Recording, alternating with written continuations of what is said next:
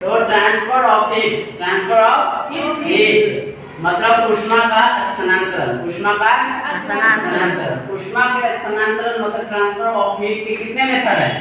कितने मेथड है? 3 मेथड्स हैं। ठीक है, पहला कौन है? कंडक्शन। पहला कौन है? कंडक्शन को हिंदी में क्या बोलते हैं? चालन। कंडक्शन को हिंदी में क्या बोलते हैं?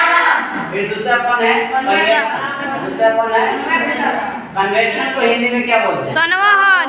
संवहन बोलते हैं। क्या बोलते हैं? संवहन। और तीसरा है रेडिएशन, जिसको हिंदी में बोलते हैं विकिरण। क्या बोलते हैं? विकिरण। एक बार और, conduction, convection, radiation, conduction, convection and radiation and okay. तो ये 3 मेथड है। ये कितने मेथड है? 3 मेथड है। किसका 3 मेथड है? ऊष्मा के स्थानांतरण। ऊष्मा को मतलब एक जगह से दूसरे जगह ले जाना है। एक जगह से दूसरे जगह ले जाने के लिए कितने मेथड है? 3 मेथड। अब देखो कंडक्शन में क्या होता है कि हीट का ट्रांसफर होता है। हीट का ट्रांसफर होता है, लेकिन इसका जो अणु होते हैं, अणु जो होता है छोटे छोटे अणु, वो एक जगह से दूसरे जगह नहीं जाएंगे। एक जगह से दूसरे जगह नहीं जाएंगे। ऊष्मा धीरे धीरे स्लोली इस एंड से दूसरे एंड तक चला जाता है। इसको बोलते हैं कंडक्शन। इसको क्या बोलते हैं? कंडक्शन। इतना बात समझ में आया? कंडक्शन में क्या होता है कि जो अणु होते हैं ना, जो कोई किसी भी पदार्थ का अणु होता है, उस पदार्थ का अणु अपने ही जगह रहेगा। क्या रहेगा?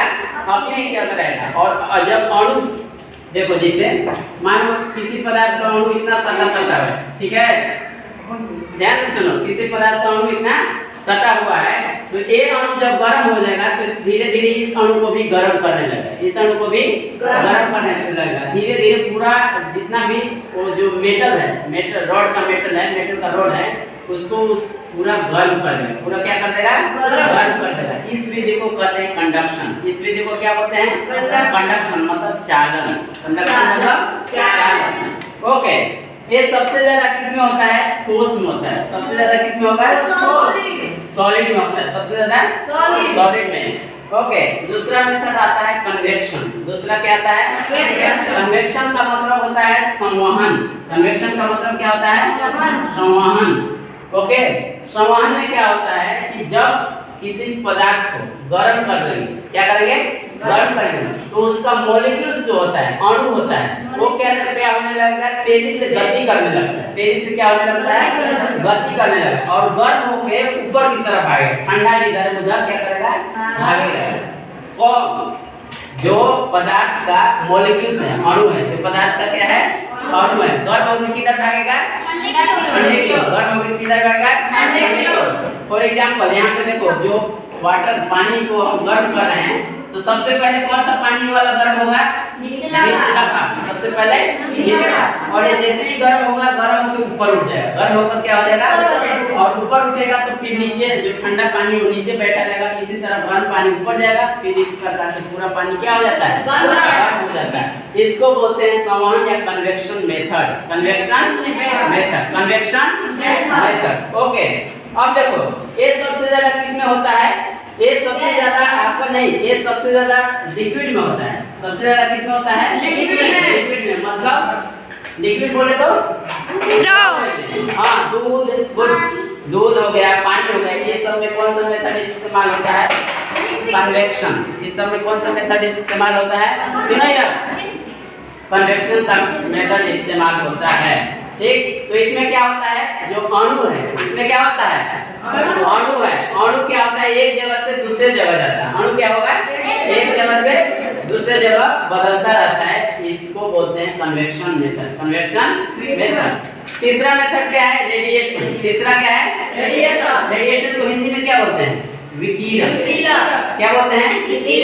विकिरण क्या होता है? विकिरण में क्या होता है कि जो ऊष्मा है ना, ऊष्मा किरण के रूप में जाएगा। इस ऊष्मा को किस चीज के रूप में जाएगा? किरण के रूप में। जैसे सूर्य से जो रोशनी आती है वो किरण के रूप में आती है। किस रूप में आती है? किरण के रूप में। और जैसे वो पृथ्वी पे पड़ती है तो पृथ्वी क्या होता है? गर्म होने लगता है। पृथ्वी क्या होने लगता है? गर्म होने लगता है, हीट होने लगता है। ठीक है। तो इसको बोलते हैं विकिरण विधि। विकिरण विधि। तो ऊष्मा के कितने विधि हैं ट्रांसफर करने के? ऊष्मा ट्रांसफर करने की कितने विधि हैं? 3 विधि हैं। कितने विधि हैं? 3 विधि। कौन कौन?